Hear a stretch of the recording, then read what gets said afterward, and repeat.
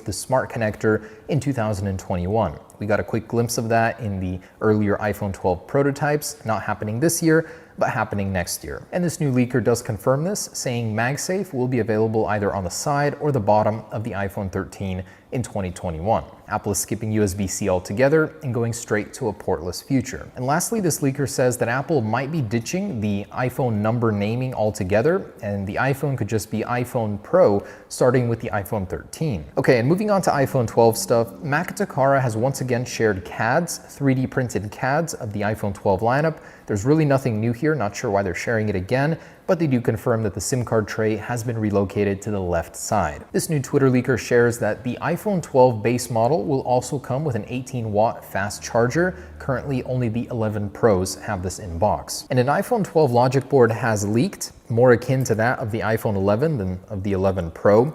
It's more of an L shape now, and I had expert Federico Serva, who's an iPhone repair specialist, look into it, and he says that this is an actual board being used on a real iPhone. That's what the 820 number signifies. And the SIM card tray will be all the way on the bottom, which is what leads me to believe it's from an iPhone 12, not a 12 Pro, as it does line up with the current outgoing CADs. Now, display analyst Ross Young has given us exact specs for the displays on the iPhone 12 lineup. A couple interesting tidbits here. First off, the pixels per inch display density will be mostly the same on this year's iPhones, between 458 and 475, depending on the model. And we may see vastly improved display brightness on the iPhone 12 Pro, the Pro XDR display, between 1,000 to 1,600 nits using the latest Samsung technology. Now, this hasn't been calibrated properly on the Samsung end. They don't have the capability to do 1,600, but it will definitely be more than the 800 nits on the 11 Pro. And Ross Young does believe there will be a 6-week delay in production, so likely an October launch. And Ross Young also gathers that a 120 Hz display will be more likely released in 2021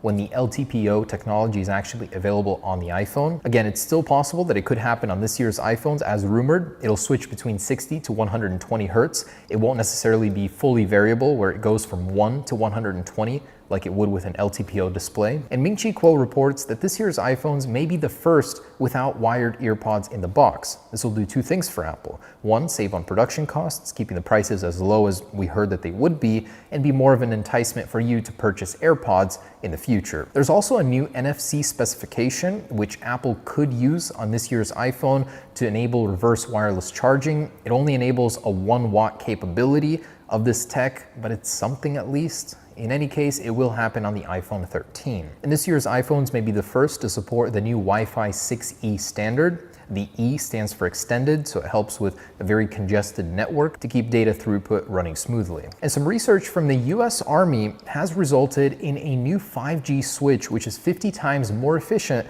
at switching versus current 5G switches.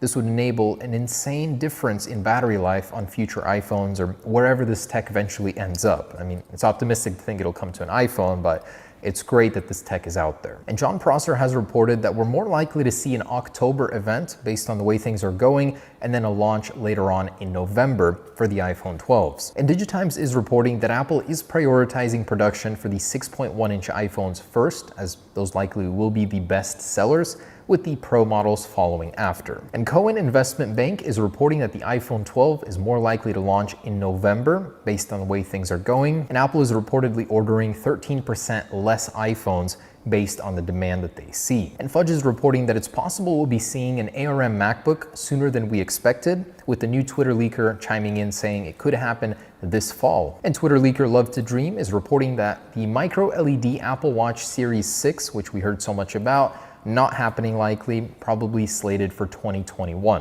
So the same display on this year's Apple Watch. Jeff Poo is reporting that we'll be seeing a mini LED iPad Pro, iMac Pro, MacBook Pro rolling out in 2021. And 9to5Mac is exclusively reporting that Apple will be rebuilding the Messages application on macOS completely for 10.16. Thank goodness, as it's a complete mess right now. The search system is broken. It's just a terrible experience. And something curious, so Samsung is pining to release quantum technology in their smartphones. So they're the first smartphone to release a chip, a quantum security chip is what they call it, in a smartphone, the new Galaxy A series. I'm not gonna lie, it's still taking me a while to process what quantum technology is, but this is the first leap towards bringing that technology to a smartphone. It adds an extra authentication layer to certain processes, and who knows when we may finally see some quantum technology in an iPhone. 20 years, 30 years? All right guys, thanks for watching. So excited